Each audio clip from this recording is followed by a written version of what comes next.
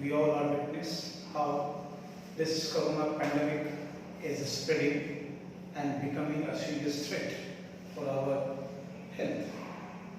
I am praying for your all that you all will remain safe, be at your home, and just do your routine work, including your study hours. Now students, if you remember, we were discussing about revolutionaries and conservatism that was established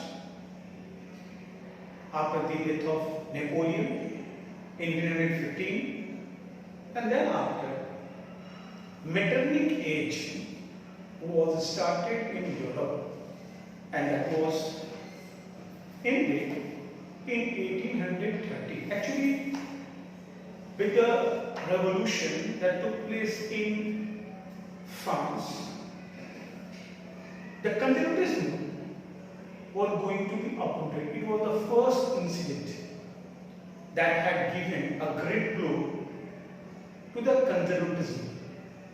And then after, we have seen the age of revolution, 1830 to 1848. It was called the age of revolution. Age of revolution refers to a number of revolutions that had taken place in different parts of Europe against this order of conservatism, and these revolutions were inspired by liberal nationalism. Remember, liberal nationalism. We have already discussed about the liberalism, and we have seen the meaning of liberalism in two aspects. In political aspects, where liberalism emphasized or demanded to have a representative form of government where people should have right to vote. In the economic sphere, they were demanding uniform currency, taxation, weight and measurement, and removal of trade barriers. In that context, we have also seen Zollverein that was going to play an important role in the rise of nationalism in Europe, especially in Germany. So, now taking the class ahead, now we are going to discuss the incidents, the events, the revolutions that had taken place that sparked the spirit of nationalism in Europe. During the age of revolution, those revolutions that had occurred, it was also inspired by the Greek War of Independence. Actually, Greek War of Independence was also a kind of question against the tradition, system of political order. As you remember, during the Louis XVI, means I am talking about the France. In that particular period of time, there was the age of empires. Even Habsburg Empire was a patchwork. The Ottoman Empire was also a patchwork. Means these empires were occupying a number of territories which having different diverse populations with diverse culture, and they were clubbed together only on the basis of force. For Greek also, it was very much true. Since mid of the 15th century, Greek was a part of Turkish Empire. So Greece was a part of Turkish Empire, and actually gradually the Turkish Empire had given a number of concessions, even though the culture of Greeks were different. They were the followers of Christianity, while the Turkish Empire, the rulers were following Islam and promoting Islam. Most of its population were followers of Islam. As far as Greece was concerned, the mostly population belongs to Christianity. In that scenario, as the nationalist feeling was spreading, Turkey had given a number of concessions and liberties to Greeks. Actually, the condition of Greeks were very much good during the 18th century than earlier. Greeks were given autonomy, political autonomy, some sorts of political autonomy to take decisions in their day-to-day affairs. Turkish had also adopted the policy of religious tolerance. Religious tolerance means just allowing other religions to be practiced in their empire. It was a greater step as far as Turks were concerned. Now, Greeks were very much prosperous. They were just earning money also. So economically, they were very much sound. Apart from that, they were not happy under the Turkish Empire. Now, what were the reasons? अब कारण क्या थे? अभी हमने देखा कि Greeks, ये Greece के जो निवासी को हम लोग ग्रीक्स कहते हैं, यूनान। यहां याद रखेंगे बच्चों, ये जो ग्रीक है, ये एंशिएंट पीरियड में सीट ऑफ लर्निंग थी, यानी यूरोप के संस्कृति का केंद्र था। वो यूरोप का आप कह सकते हैं कि वो मस्तिष्क, यानी वो विद्वता के मामले में, कल्चरली रिच के मामले में, यानी कल्चरली वो काफी रिच था, यानी काफी समृद्ध। वहां पे काफी रिसर्च होते थे, बहुत बड़े स्कॉलर्स वहां से बिलोंग करते थे। आपने अरस्तु का नाम सुना है, प्लेटो का नाम सुना है, ये सब वही थे। तो एक समय Greek was a great seat of learning, और यूरोप में जो ज्ञान की क्रांति आई वो इसी से, यही ग्रीक के स्कॉलर्स ने वो ज्ञान की क्रांति पूरे यूरोप में लाई थी। यूरोप के मॉडर्नाइजेशन में इस ग्रीक के सेंटर ऑफ लर्निंग का बहुत बड़ा रोल था।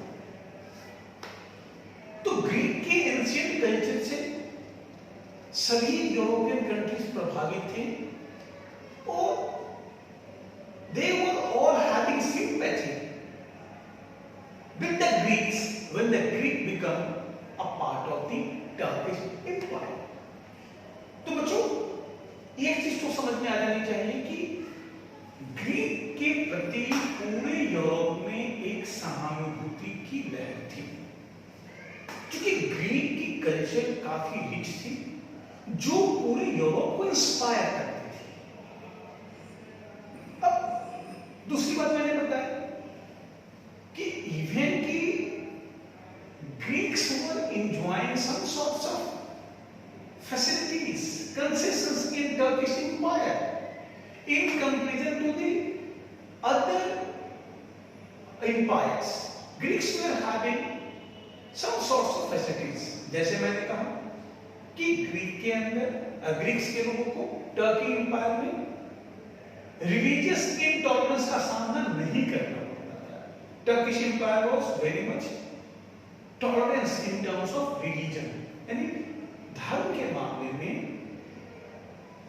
ग्रीक्स को आजादी थी अपने धार्मिक विचारों के अनुसार व्यवहार करने की।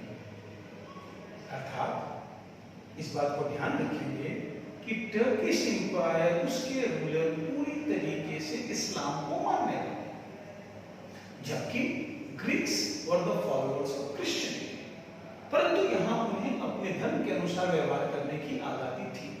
इसके अलावा Greeks were also having some sorts of political autonomy.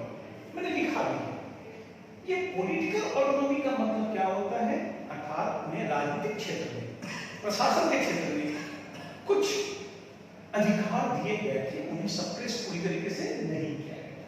मैंने लिखा भी है, देखिए, Greek under the rule of Turkey since the middle of the 15th century। In ancient period, Greek was the great seat of learning। मैंने कहा था great seat of learning का मतलब ज्ञान का वो केंद्र हुआ करता था। Next, the Turks followed the position of Greeks in the Turkish Empire was better in the 18th century than earlier। यानी पहले की तुलना में टर्किश एम्पायर में ग्रीक्स की स्थिति बेहतर थी, उन्हें अधिक आजादी थी। क्या? The Turks followed a policy of religious tolerance and gave some measures of political autonomy to the Greeks। The peasantry was actually better off in Greeks। अब peasantry किसान ही वहां के समृद्ध थे, तो सवाल ये पैदा होता है, इन सब के बावजूद तो फिर ग्रीक्स ने क्यों टर्किश एम्पायर से आजाद होने का प्रयास किया? एक्चुअली प्रयास ही नहीं किया, वो आजाद हुए।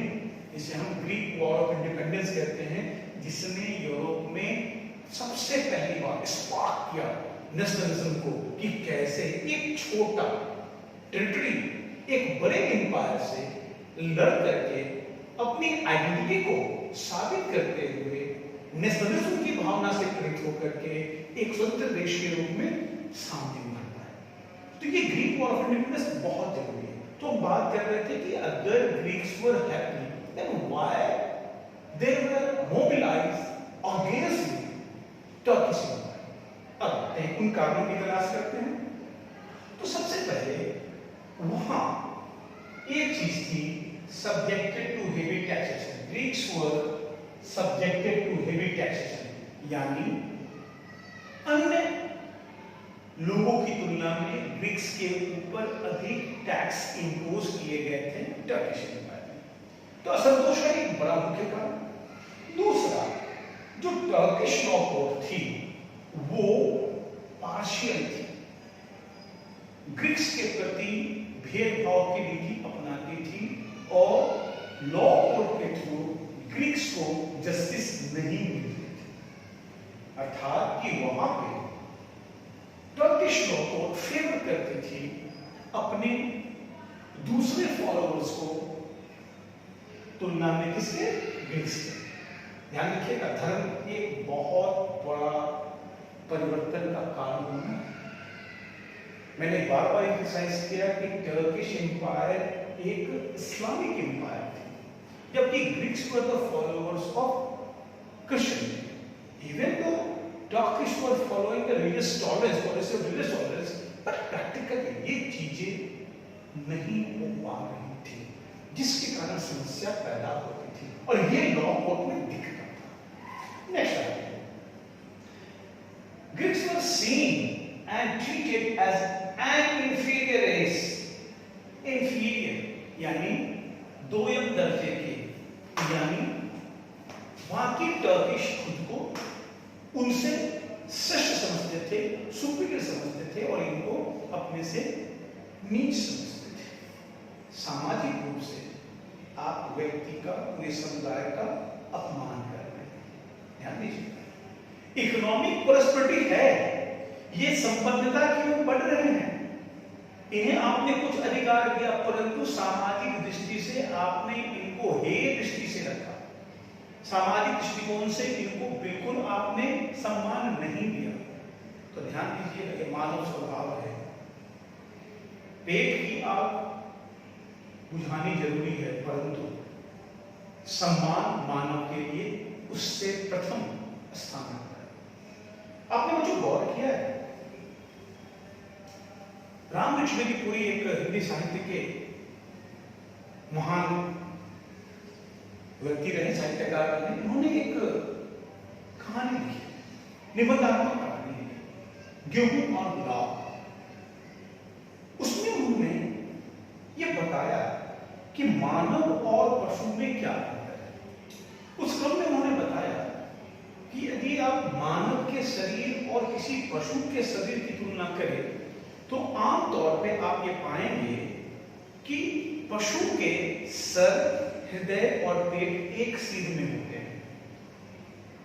अर्थात अगर किसी चौपाया जानवर की बात करें तो कहने का आशा है कि उसके सर, उसका हृदय और उसकी पेट एक सीध में होती है। जबकि मानव का अगर शारीरिक बनावट को अगर देखें, मानव के शरीर की आकृति को देखें तो सर सबसे ऊपर होता है, मस्तिष्क सबसे ऊपर, उसके बाद हृदय, उसके बाद पेट का स्थान आता है। यहां कहने का आशय यह है कि पशु की ये पहली आवश्यकता भोजन है, जबकि मानव की पहली आवश्यकता मस्तिष्क का संतुष्टिकरण है, उसके बाद हृदय का संतुष्टिकरण है, उसके बाद पेट भरने की बात। इसीलिए अपमानित मनुष्य भोजन की तुलना में सम्मान को महत्व देता है, जबकि पशु आप देख लीजिए, अगर आपके दरवाजे पे कोई जानवर है, मान लीजिए एक कुत्ता है, उसको आप एक डंडा दे दीजिए, भगा दीजिए, फिर आप हाथ में बिस्किट लेके पुकारिए, वो चलाएगा खाने के लिए, फिर दूध डालिए, फिर मारिए, फिर पुकारिए, फिर चलाएगा। क्यों? क्योंकि उसकी पहली आवश्यकता पेट को। परंतु किसी मानव के साथ ऐसा व्यवहार करके देखिए, आपको लेने की देरी हो जाएगी। चलिए ऐसा कभी करेंगे नहीं। तो मैं ये बताने की कोशिश कर रहा था कि इकोनॉमिक प्रॉस्पेरिटी ग्रीक्स के पास थी, पॉलिटिकल ऑटोनॉमी भी कुछ हद तक दी गई, but they were not happy as they were treated inferior, socially inferior. They were also the subject of heavy taxation, and Turkish law code was also very much partial against them. तो इस पूरी परिस्थितियों में इनके अंदर एक विद्रोह की भावना पनपती है, और उस विद्रोह की भावना को दिशा देती है कल्चर। जैसा मैंने बच्चों कहा आपको कि टर्किश एम्पायर के अंदर ग्रीक जो है वो एक अलग एंटिटी के रूप में, it was the great city of learning. इसकी कल्चर इंटायरली डिफरेंट है, इसकी लैंग्वेज इंटायरली डिफरेंट है। Once they were treated in such a way, now the Greeks were mobilising on the name of their culture, on the name of their great culture. ये जो attitude उनके अंदर आई, once they started believing that they belongs to that great ancient culture that revolutionized the minds of the Greeks, now gradually they unite together and they revolted against their Turkish empire. Now, ये हुई बात उन लोगों की, परंतु यहां पे कुछ और भी तथ्य महत्वपूर्ण थे जो ग्रीक वॉर इंडिपेंडेंस में बहुत बड़ी भूमिका निभाने वाली थी। वो थी क्या? एक प्रकार की टेरिटरी जो टर्किश ने ऑक्युपाई कर रखा था, कि इतना एबल था कि वो स्वयं में एक आजाद देश के रूप में स्थापित हो सके? नहीं। Actually, the Greek War of Independence was supported by most of the European countries, most of the European powers, especially USSR. Means on that time, not USSR, it was the Russian Empire. Russian Empire supported Greeks in their war of independence as the other European powers. Why? मैंने कहा था धर्म एक महत्वपूर्ण भूमिका निभाने वाली है। यहाँ हुई, there was a quest among the European powers following Christianity that to drive out, यानी टर्किश एम्पायर को यूरोप से बाहर कर दो। क्यों? क्योंकि टर्किश एम्पायर इस्लाम को फॉलो करने वाली एम्पायर। देखिए, आपका सब्जेक्ट नहीं है, यहां आपको नहीं पढ़ना है, लेकिन मेडाइवल पीरियड में यूरोप में एक क्रूसेड का जिक्र है, धर्म युद्ध। उस धर्म युद्ध के बीज इन्हीं घटनाओं के इर्द गिर्द बुने जाते हैं। ये धर्म युद्ध फॉलोअर्स ऑफ क्रिश्चियनिटी और फॉलोअर्स ऑफ इस्लाम के बीच में थी। तो हमारा वो विषय नहीं है, लेकिन परंतु मैं यहाँ पे आपको एक इशारा कर रहा हूँ, क्योंकि इतिहास के विद्यार्थी होने के नाते आपका ये कर्तव्य है कि आप इन घटनाओं के क्रम को जरूर ध्यान में रखें, क्योंकि इन घटनाओं ने इतिहास की धारा और दिशा दोनों को बदली। तो हम ये जानना हुआ। तो हम बात कर रहे थे कि इस ग्रीक वॉर ऑफ इंडिपेंडेंस में Greek also got support from the European powers, especially Russian empire, tsar himself supported, his minister also supported, और इस क्रम में ultimately the Greeks become an independent country in 1832 by the Treaty of Constantinople. By the Treaty of Constantinople. यहाँ से एक number के question पूछे जाते हैं कि ग्रीक वॉर ऑफ इंडिपेंडेंस के तहत किस ट्रीटी के द्वारा या ग्रीक कब आजाद हुआ? तो 1832 ट्रीटी का नाम ट्रीटी ऑफ कॉन्स्टेंटिनोपल। अब ग्रीक वॉर ऑफ इंडिपेंडेंस कब स्टार्ट हुआ? 1821। यहाँ आमतौर पे एक नंबर के क्वेश्चंस पूछे गए हैं, परंतु संभावना इनसे 3 मार्क्स के क्वेश्चन के भी पूछने की बनती है। तो आप ध्यान रखेंगे इस फैक्ट्स को। और ये जो ग्रीक वॉर ऑफ इंडिपेंडेंस है, जैसा मैंने लिख दिया, triumph of nationalism in Greek. ये ट्रम्फ कहने का मतलब है ये जो विजय है, इसने पूरे यूरोप के मानचित्र को बदलने का काम किया। This particular revolt, Greek War of Independence, just sparked the idea of nationalism. Nationalism in new form. I am going to discuss in different parts of Europe, like Italy, like Poland. So अलग-अलग हिस्सों में उसने इस क्रांति को फिर से जन्म दिया। अब यहाँ पे मैंने एक बात कही थी, नेशनलिज्म एक अलग अर्थ में है। बच्चों अगर आपने गौर किया होगा तो मैंने यहाँ एक एम्फसाइज किया रोल ऑफ कल्चर। जब मैंने लिखा कि स्पिरिट ऑफ नेशनलिज्म आ रही तो मैंने लिखा यहाँ रोल ऑफ कल्चर। ये रोल ऑफ कल्चर, देखिए नेशनलिज्म जब आइडिया ऑफ कल्चर से मोटिवेट होगी, गाइडेड होगी, then it is called romantic nationalism और रोमांटिसिज्म। ध्यान रखिएगा, रोमांटिसिज्म या रोमांटिक नेशनलिज्म। इसके पहले आपने पढ़ा था लिबरल नेशनलिज्म। अब हम पढ़ने वाले हैं यहां पे कि कैसे रोमांटिक नेशनलिज्म ने नेशनलिज्म की भावनाओं को आगे बढ़ाया। Romantic nationalism, role of culture. यहां देखिए, वहां पे आपने पढ़ा लिबरलिज्म में, लिबरल नेशनलिज्म में पॉलिटिकल एम्पावरमेंट की बात हो रही है, राइट टू वोट की बात हो रही है, रिप्रेजेंटेटिव फॉर्म ऑफ गवर्नमेंट की बात हो रही है। इकोनॉमिक लिबरलिज्म में आपने पढ़ा रिमूवल ऑफ ट्रेड बैरियर्स की बात हो रही है, यूनिफॉर्म करेंसी, यूनिफॉर्म ट्रेड की बात हो रही है, लॉ एंड मेजर्स की बात हो रही है। लेकिन यहाँ लिबरल नेशनलिज्म के इतर यहाँ पे रोल ऑफ कल्चर, यानी जो लोगों को यूनाइट करने की पावर है वो कल्चर से आने वाली है, यानी भाषा से, उनके साहित्य से, उनके जो विभिन्न अलग अलग डायमेंशंस हैं, उनके रहन सहन से, वो उनको यूनाइट करें। तो ये नेशनलिज्म का एक नया आधार जुड़ने वाला है नेशनलिज्म के उदय के क्रम में। तो जैसे जैसे इंसान के तर्क करने की क्षमता बढ़ती है, वो स्वयं को पहचानता है, अपने समाज को पहचानता है, तो नेशनलिज्म के मायने अलग अलग संदर्भों में अलग अलग होते हैं।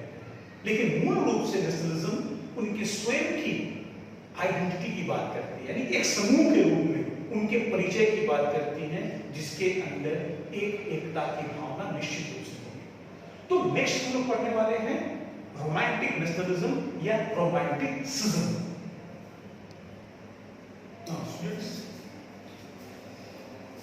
Sense of nationalism has not grown only through war and revolutions. Sense of nationalism also grew through the path of culture. And when nationalism evolved through the path of culture, means language, means their traditional practices, common heritage, common past. That is called romantic nationalism and romanticism. नाम सुन करके तो बड़ा अजीब हो रहा है, romantic. बच्चों, यहाँ रोमांटिक या रोमांस नहीं है जो फिल्मों के पर्दे पे आप देखते हैं, and about which you are dreaming, my dear student. It is a kind of thought that is associated with the idea of nationalism. So hold on, just try to understand. It is very, very important, because this particular romantic idea or romanticism is going to drive the minds of the people. ये अब लोगों के विचारों को बदलने का काम करेगा। तो याद रखिएगा कि nationalism had not only evolved by the path of revolutions, by the path of war, but the nationalism also grew through the cultural identity. This is को कहते हैं romanticism. तो romanticism को समझते हैं क्या? Romanticism is a culture movement which sought to develop a particular form of nationalist sentiments. It criticized the glorification of reason and science. मतलब तर्क की बात नहीं करता है, ये विज्ञान की बात नहीं करता है, ऐसा होने पर ये होगा, ऐसा होने पर ये होगा, ये उसकी बात नहीं करता है। ये बात करती है किस चीज पे? Focus on emotions, intuition and mystical feelings. लोगों की भावनाओं पे, उनकी सोच पे, उनकी परंपराओं पे ये विश्वास करती है, ये उस पर फोकस करती है। ये कहती है कि वास्तव में जो एकता की जो भावना है, जो नेशनलिज्म की जो फीलिंग्स है, वो वास्तव में लोगों के कॉमन हेरिटेज से डेवलप नहीं।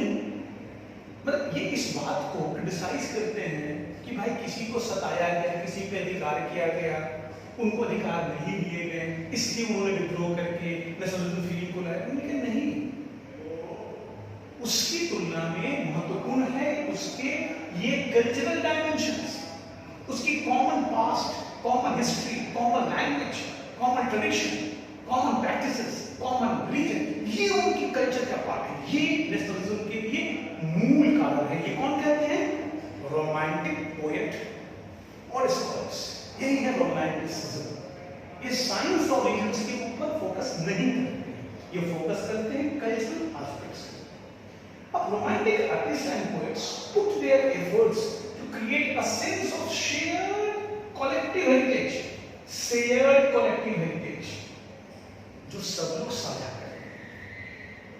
Collective heritage, a common cultural past, सांस्कृतिक अतीत जो एक ही प्रकार के इतिहास से उत्पन्न हुए as the basis of a nation. उनके लिए कहना है कि यही नेशनलिज्म का सूत्र है, यही राष्ट्र का सूत्र होती है, इसी के आधार पे देश का यानी कि राष्ट्र का निर्माण होगा। अब इसका एग्जाम्पल देखिए कैसे।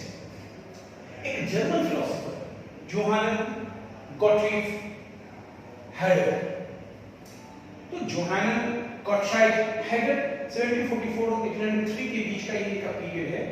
वो क्लेम करते हैं कि जर्मन नेशनलिज्म यानी जर्मन के यूनिफिकेशन, जर्मन में राष्ट्रवाद की भावना पैदा हुई कहां से? उसके कल्चर से। कल्चर मतलब ये कहते हैं folk song, folk poetry and folk dance. अब ये फोल्क डांस क्या है? जो करते हैं हम लोग फोल्क मतलब जो उनके परंपरागत नृत्य होते हैं। कई बार आप अपने गांवों में जाएंगे तो वहां पर आप देखेंगे कि एक उस छोटे से समूह में वहाँ परंपरागत नृत्य होते हैं, गाने होते हैं, सांस्कृतिक रूप से बहुत समृद्ध होते हैं। उन नृत्य में, उन गानों में, उन कविताओं में उस पूरे इलाके के, गांव के या पूरे उस समाज की स्थिति का वर्णन होता है, जो आपको किताबों में नहीं मिलेगा।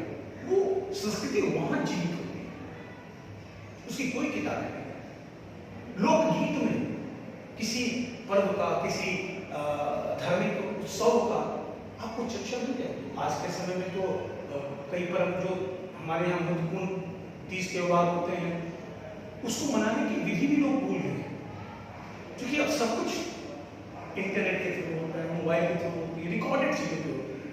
तो वो जो ट्रेडिशन है एक पीढ़ी से दूसरी पीढ़ी में सीखने की प्रक्रिया वो भंग हो रही है। लेकिन अगर अपने सांस्कृतिक विरासत को समझना, समाज को सही रूप से समझना है, वास्तविक रूप से समझना है, तो हमें उस समय के लोकगीतों में, लोक कथाओं में, लोक परंपराओं में जाना पड़ेगा। तो आपको समझ में आएगा कि वास्तव में इस पूरे समाज का चित्र और चेहरा कैसा है। तो उसकी बात करते हैं।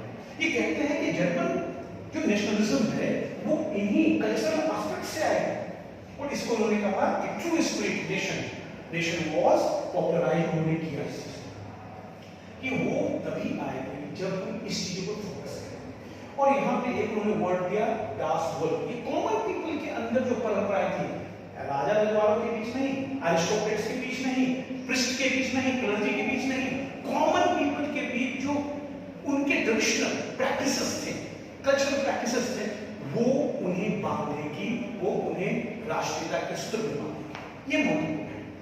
अब ध्यान दें, ये समय की भी मांग थी। क्यों?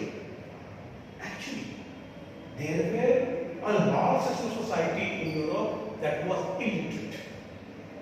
वो फिलोसफर्स की आइडिया नहीं पढ़ सकती,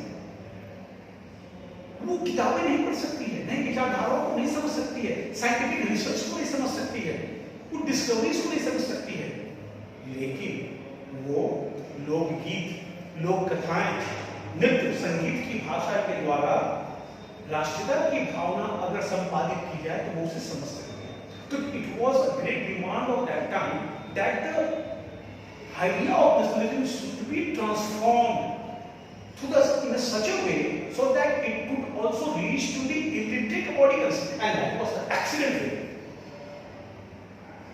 सुन करके लोकगीत, लोक कथाएं, जिसके अंदर उन्हें अपने ट्रेडिशनल सेंस ऑफ प्राउडनेस का आभास होता है। इसे कहते हैं कि ग्रीक फॉर इंडिपेंडेंस, जो एंशिएंट जो लर्निंग स्पीड थी ग्रीक, उसी भावना ने ग्रीक्स को यूनाइट और उन्हें एक आजाद देश के रूप में स्थापित कर।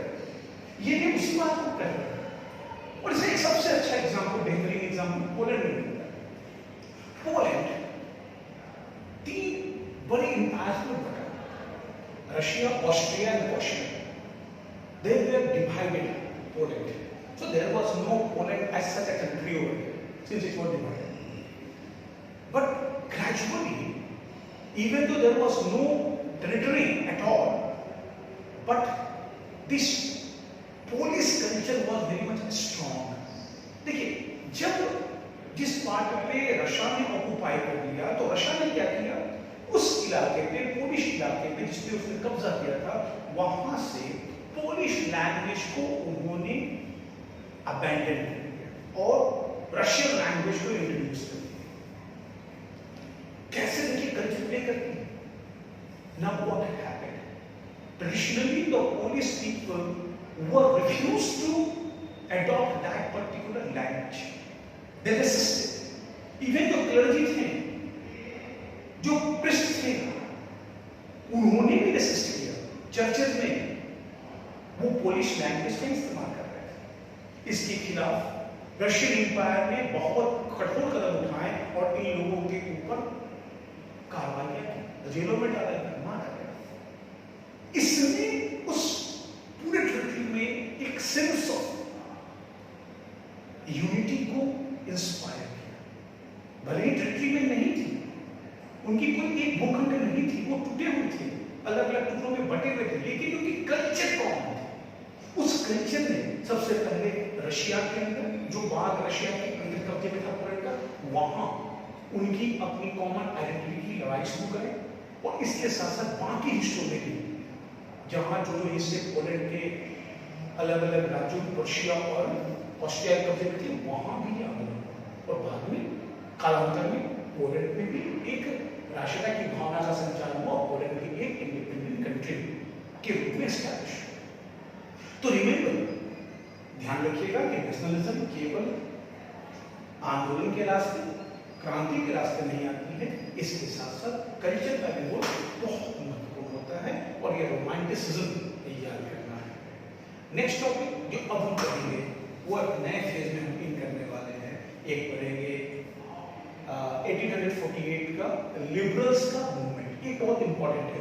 इसके बाद ही यूनिफिकेशन ऑफ जर्मनी, इटली और ब्रिटेन के स्टूडेंट्स के स्कूल में। तो अब हम लोग बिल्कुल अध्याय के क्लाइमेक्स पे पहुंच चुके हैं, इसलिए ध्यान दीजिएगा, एक एक बिंदु महत्वपूर्ण